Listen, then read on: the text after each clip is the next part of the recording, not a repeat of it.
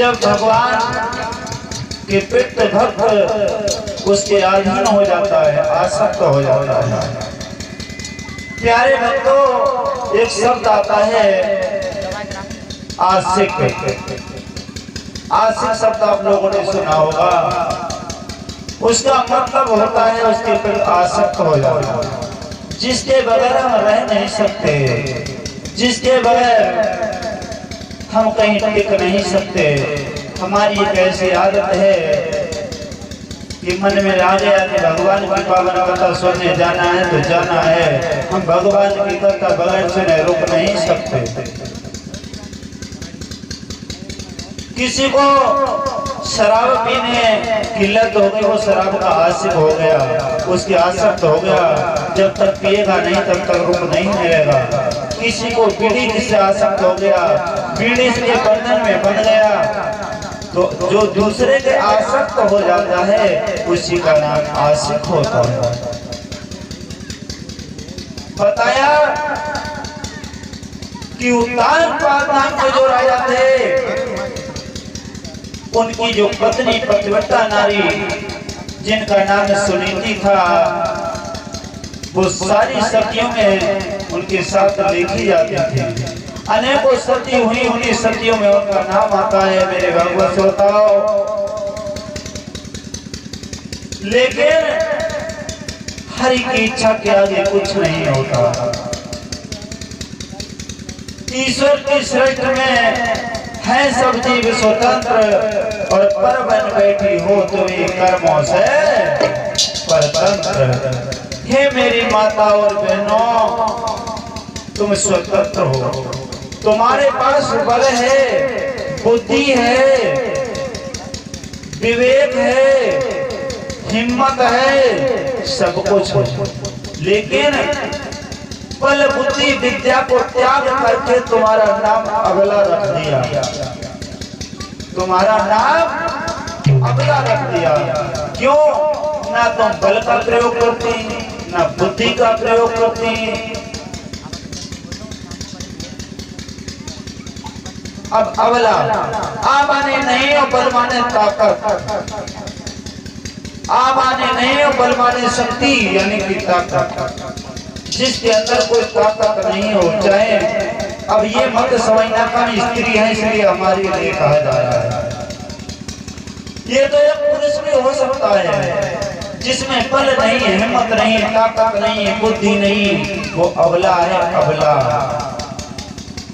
अबला का मतलब है कि जिसके पास कोई शक्ति ना हो।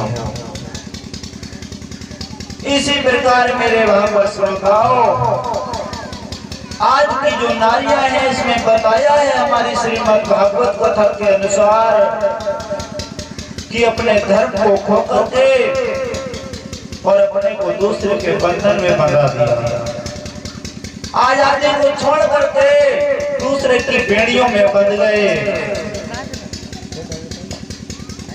हुआ ये कि हे माता बहनों, तुम ही वह माता बहनों हो जो धर्म की रक्षा करती थी। तुम ही वह सतवाली सतवंती हो जो सत्य के बल पर तुमने देवताओं को बच्चा बना लिया। तुम वह बलशाली हो जो गढ़ में तेज चलाई रानी लक्ष्मी हो। धूम मचाने वाली, आज इतना बल रखने वाली, इतनी सत विद्या रखने वाली, और जिसका नाम अबला रख दिया। किस प्रकार ये क्यों हुआ? थोड़ा सा धन प्राप्त हो गया तो मन में घमंड हो गया कि हमें लक्ष्मी आई जा, घर में 23 रोटी मिली है। किसी किसी परिवार में भैया सुनने को मिलता, कहा कहती हैं, बोलिए तुम्हारे घर में चूहा लौटते, चूहा हम आए तो 200 रोटी मिली है तुम्हें। मिलता है सुनने को, लेकिन नहीं, ऐसा कुछ नहीं है। जब हमारे कर्म सत्कर्म की ओर चलने लगते हैं, हमारे विचार परिवार से मिल जाते हैं, सब एकत्र होकर के कार्य करते हैं, तो उसमें बल आ जाता है, ताकत आ जाती है,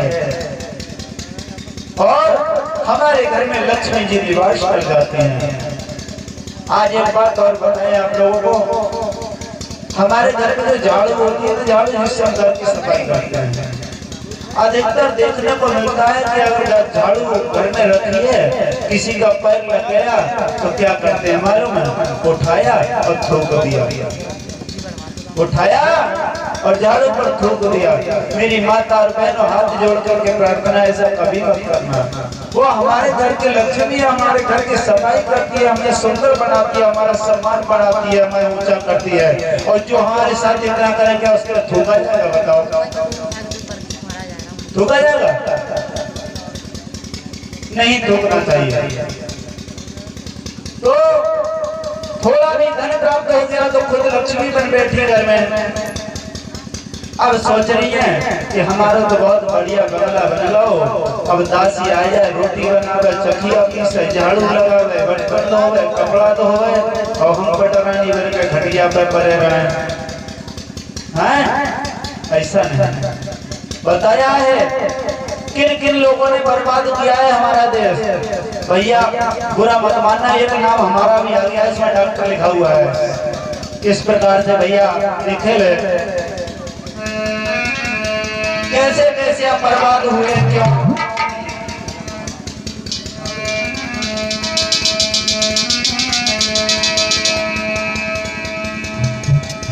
और लज्जा आती है आज और भारत की नारी कहलाने में लज्जा आती है। तो जब हमारे भारतवर्ष की स्त्री है ना, तो है हम तो नहीं भारतवासी, हम तो अंग्रेज हैं, अंग्रेज। तो भारतवासी कहने में लज्जा किस प्रकार बता? और लज्जा आती है आज और भारत की नारी कहलाने में, और सौभाग्य समझती है अपना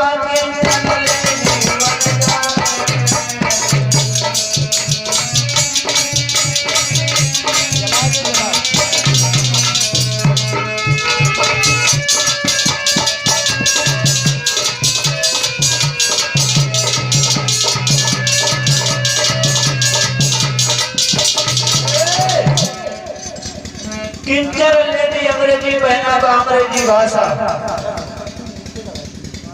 ऐसा बताओ। आप किंचन लेडी और फैशन कैसी है आज की भैया? हमने परसों साहब एक चुटकुला भी सुनाया था कि चप्पल ऊंची लड़ी की वो है, और आधे उठे हुए जूते। ये हमारे विद्वानों ने पहले ही लिख चुका है कि कलयुग में क्या होगा। मैं अपनी तरफ से नहीं कह रहा हूँ, ये श्रीमद्भागवत कथा में लिखा हुआ है कि आधे उठे हुए जूते बीच में उठाए फिरते, और तीन तान वाले छाते उड़ाए फिरते।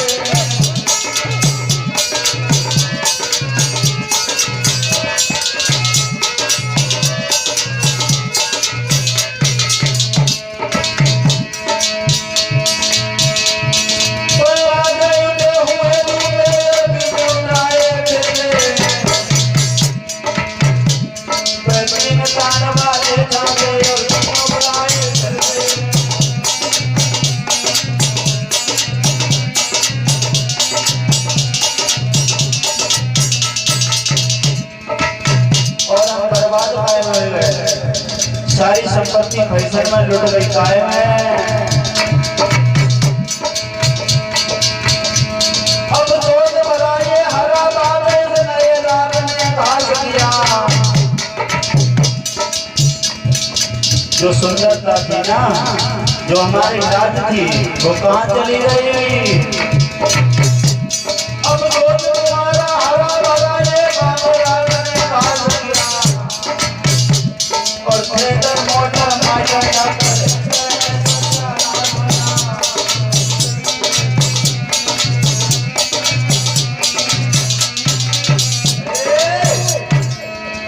बोले गोटे भगवान की जय। काय काय में हमारो बाप गुजर गो, थिएटर जिसे कहते हैं पिक्चर हॉल, मोटर, घर में सब्जी ना हो लेकिन मोटरसाइकिल जरूर हो, मास्टर स्कूल में पढ़ाना है, खेती की बातें हो रही है, बच्चा पलटा खटखटाए है, बच्चा पलटा खटखटाए, हमारा रुपया 60,000 महीना में कैसे ही जा रहा है एक टीचर को। और भैया गिनती हमारी वालदाना का डॉक्टर की बहुत हालत खराब है, और थोड़ो खटिया पे लेट के आ जाए ना टुक में भर कर बोले बच्चे मुर्गी भर गई, बोले आईसीयू में डालने हो गई, बोले 20,000 रुपया घंटा को खर्चा है, बर्बाद तो इतना कर दिया। बताया कि देवालय में मांगती हो तुम ये वरदान, और रहे सदा आजाद हो न कभी संतान। कुछ मैया बहन तो जब कहती है कि हम ऐसे आजादी रहे, हमारे तो गलुओ न हुआ है। क्यों? रामायण में लिखा है,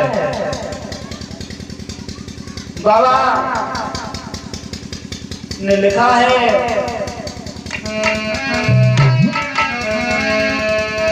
कि आज की नारियों की मांग क्या रहती है,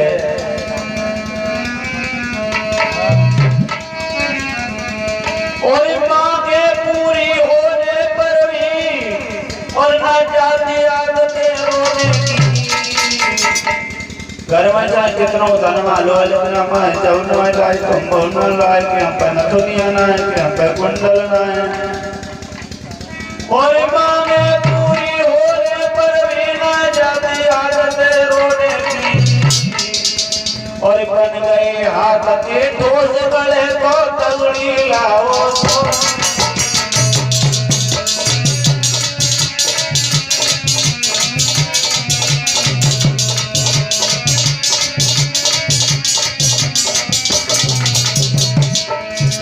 बन गए हाथ के ठोस गले तो तगड़ी लाओ तो।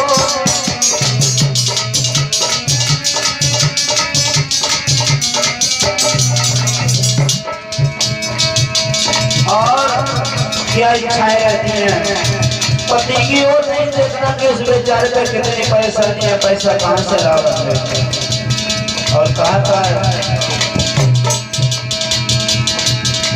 पति चाहे श्रम करते करते मर जाए यारी मांग रहे, और पति चाहे श्रम करते करते और मर जाए यारी मांग रहे, पर नारी यही चाहती है जोड़ी पर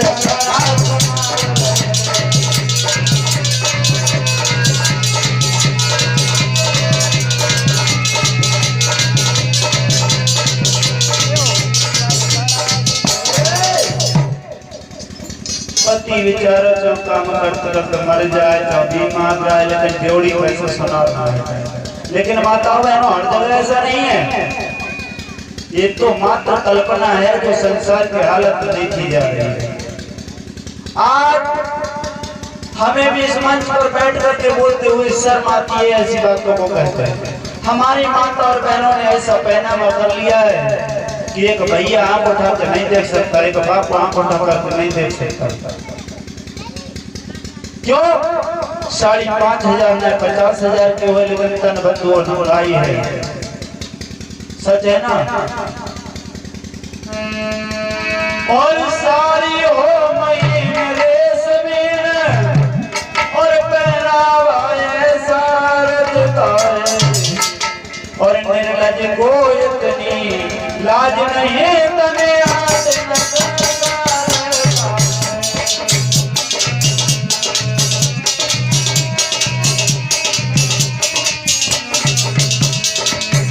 निर्लज को इतनी लाज नहीं तने आज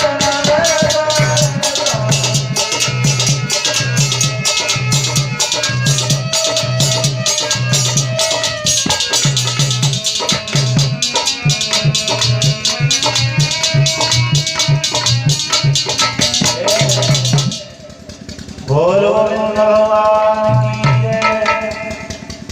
ये तो बात रही भैया आज के नारियों की, लेकिन खैर मेरा इससे कोई मतलब नहीं है, मेरा इससे कोई मतलब नहीं है। मेरा तो एक ही मतलब है, सिर्फ एक उद्देश्य है कि जहां तक हो सकेगा आप लोगों ने प्यार से मुझे निमंत्रण देकर बुलाया है, तो मेरा कर्तव्य है आपको सद्मार्ग कराना। ऐसा नहीं कि आपकी हंसी उड़ाना, आपकी खिल्लियां उड़ाना, केवल सद्मार्ग के लिए आया हूँ। कोई माता बहन, कोई भैया चाचा परिवार में किसी तरह का विघटन न करे। इसी प्रकार मेरे भागवत श्रोताओं, राजा उत्तानपाद की पत्नी सतियों में लिखी जाती थी, जिनका नाम रानी सुनीति था, लेकिन भगवान की कृपा से उन्हें संतान नहीं हुई। बहुत समय